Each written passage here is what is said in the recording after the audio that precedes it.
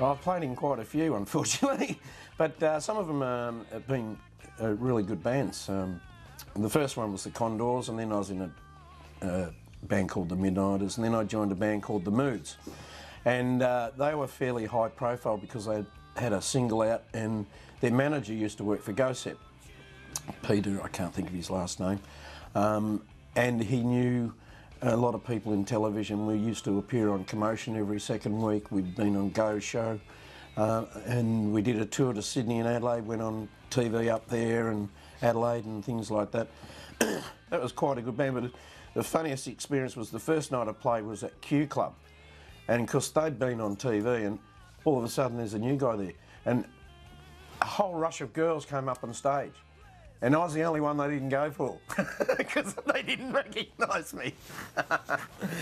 So that was a rather funny experience.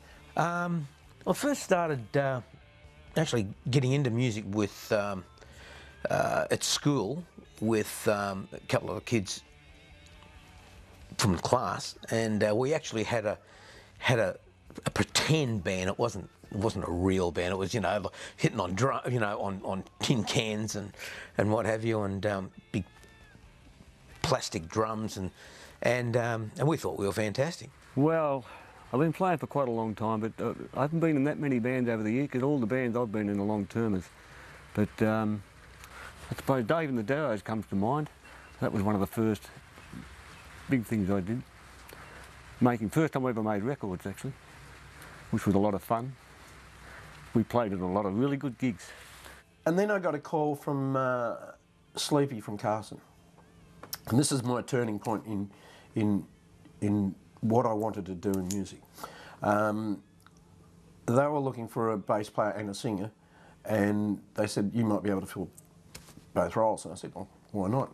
So we got together with Tony Henry, who's a slide player now, pretty good slide player, and Tony Lunt, the drummer, and Sleepy, and we did a few covers, but Sleepy had been writing a bit with Matt Taylor, because they're both from Queensland. And so we developed some original material that was fairly progressive.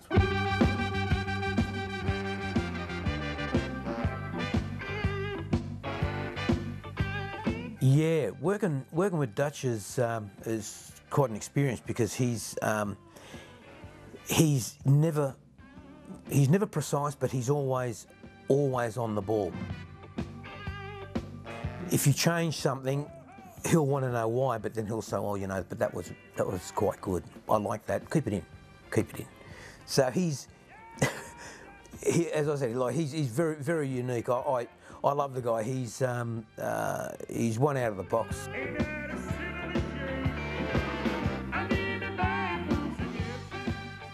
What I want to do is play music that is close to my heart, and I didn't want to bend away from that. So I formed Carson Taylor Band. Now, the origins of the name, I know there was a few people that weren't happy with me using the name Carson, but the point was that I was in Carson, and the drummer of Carson Taylor Band was in Carson. And the Taylor connection's got nothing to do with Matt Taylor. It's to do with the guitarist and the singer from Carson Taylor Band. We were in a band called Snake Hips Taylor. And we couldn't think of a name, so we just, well, what's wrong with Carson Taylor Band? And we did some Carson songs, and we did some Snake Hips songs, and started writing. I started writing. And it was in this band that I met Kevin. I met Ian back in 1993 at a birthday party. And from there, we were going to get together as a sideline sort of band, because he was in Carson. And I filled in with Carson when one of the guitarists couldn't make it. And that's how we basically met, and it went from there. Winston played with Carson Taylor Band at the very last gig we did.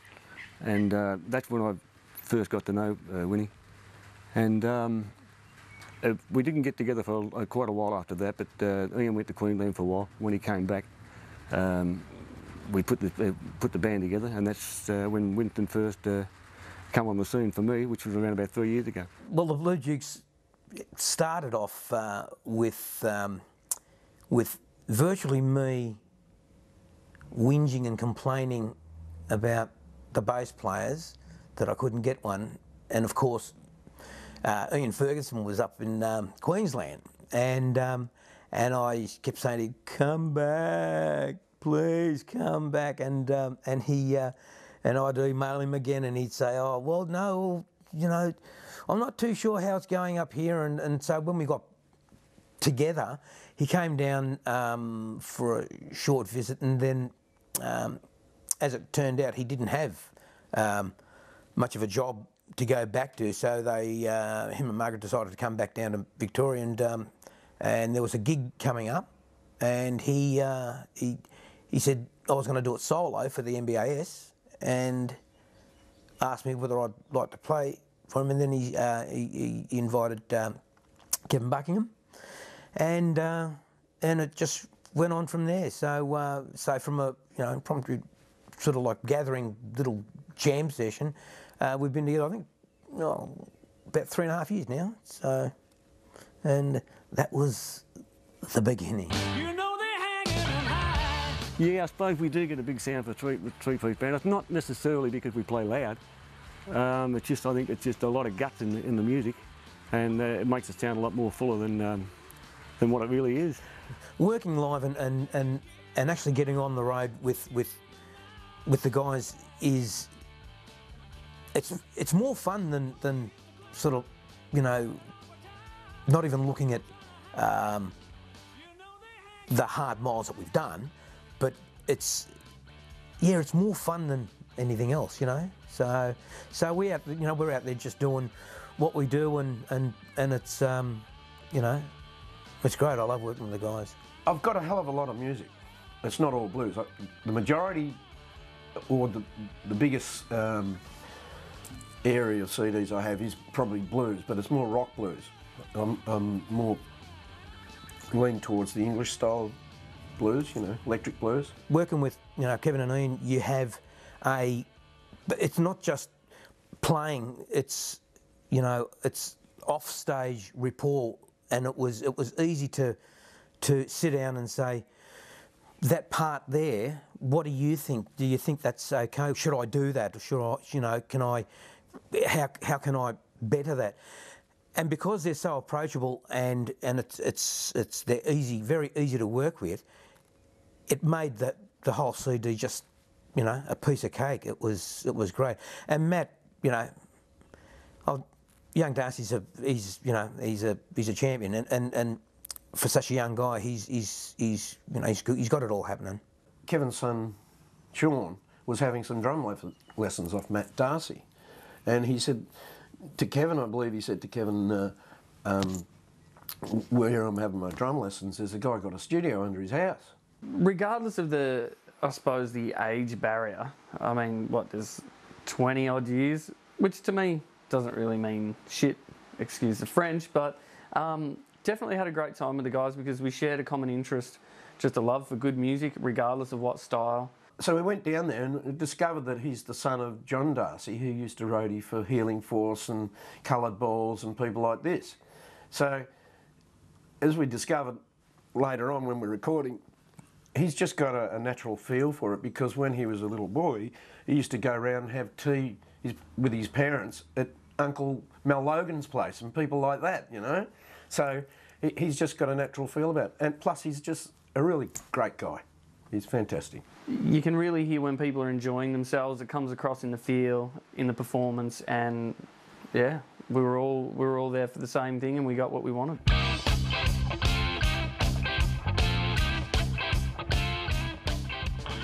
I just pretty much, as I said, yeah, we had like a sort of big live area to work with at the time, and just got them to set up as close to sort of how they would if at a jam or whatever.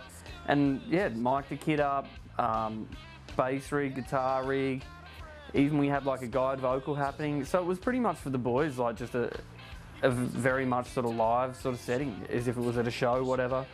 And yeah, just hit record and away we went. We would do it during the daytime when we were fresh, and we would concentrate on 3, maybe 4 songs. We'd go in and we'd do a band track live, and the reason for that is because we wanted the album to sound like we sound live. We didn't want it to be a live album. We wanted it to be a studio album. We wanted people to think, wow, that sounds so good. It sounds like they're playing live, right? And quite often people say, when they see us live, what's the album like? And somebody's often said, well, you're listening to it now. Here we can hear Winnie playing the Sleeshman. He's very, what's the word? Very passionate about his, the Sleeshman. Once again, you can hear a bit of spill in the overheads from your amp when this was being tracked live, which shows that it was real, mate. It was live. You can even hear a bit of you singing in the background. From the guide vocals. Yeah. So it's live, man. It's live. You want me to? You coming from nowhere. You know I like your style. You coming from nowhere. And we also have featuring it. Kev, we flew in a baby grand from LA for that. Yep. You sounds beautiful. You can hear it. You can hear the American. It belonged to Liberace, actually.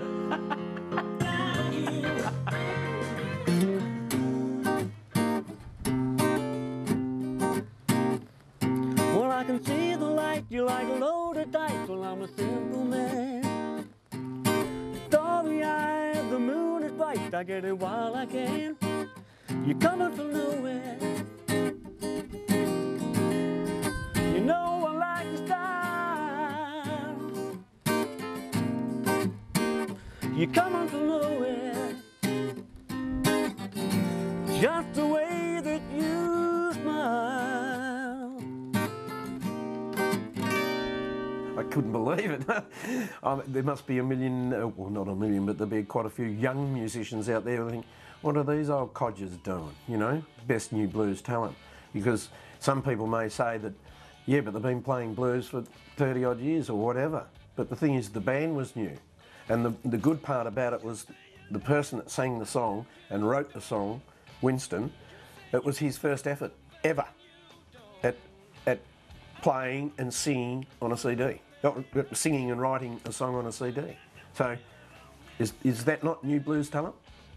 That was actually a surprise. It was a great surprise because winning the award was great, but had it not been for, you know, Kevin and Ian, it'd still be running around in my head. I can fiddle around with the guitar a little bit, but it's not what I would actually have put down myself, you know, and being able to have an accomplished guitarist saying, if you did this, you know, would it be okay, you know, does it fit in, you know, your octave and things like that. So when we got together at one of the rehearsals at Ian's, I just said, look, I'm thinking about doing this song.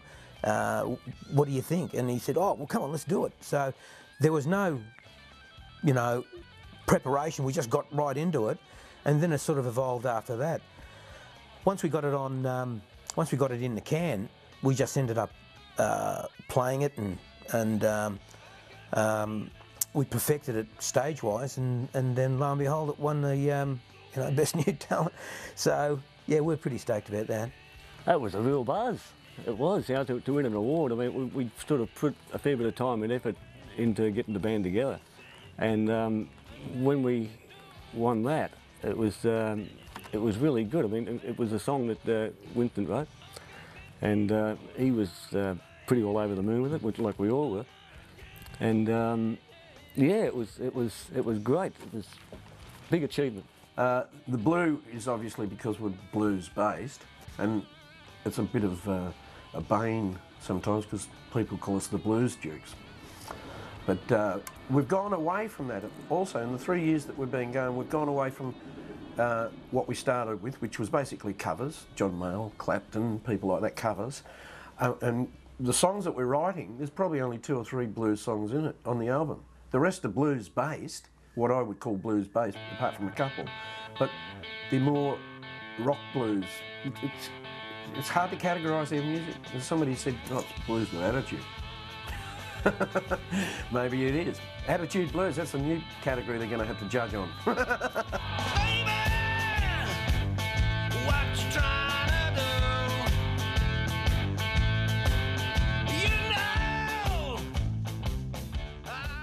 I wrote the song back in 1997, and I always wanted to write a slow blues song, but every time I did, it would always come out 12 bar or pretty sort of an obvious sort of chord pattern. And I got lucky. I started messing around with chords like that. And then I formed it from there. Blues, it got me. It's gonna hold me down. Like that. And it went right through that, and then the song started. But Ian put in this little bass riff at the start, which I wouldn't have thought of, but it was a very catchy little riff. Very smooth. Very smooth playing there.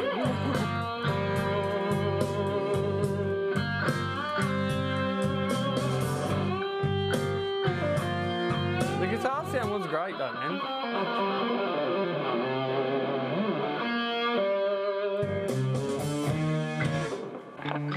Won't get it wrong, I'll get it right. Well, I'm gonna play the blues all night. Want you to stay around. You gotta make it with me, yeah. Open the door and let it in. And baby, let the blues begin. That's the way I feel. You gotta make it with me, yeah.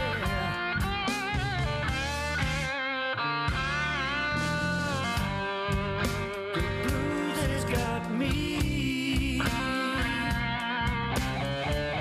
It's gonna hold me down. Yeah, yeah, yeah. Blues has got me. It's gonna hold me down. Sooner or later, you get the feeling. Sooner or later, you feel it all come down. Sooner or later, the blues will get you.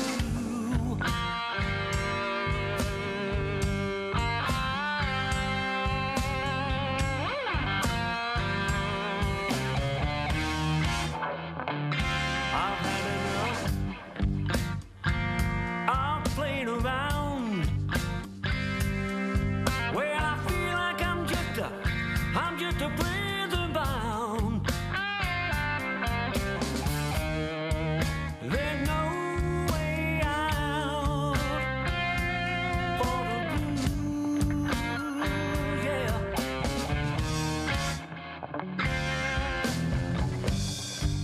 The blues has got me.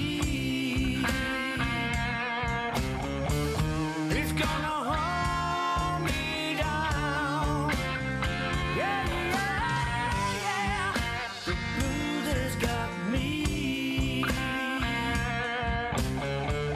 It's gonna hold me down. Sooner or later, you get the feeling. Sooner or later, you feel it all come down. Sooner or later, the blues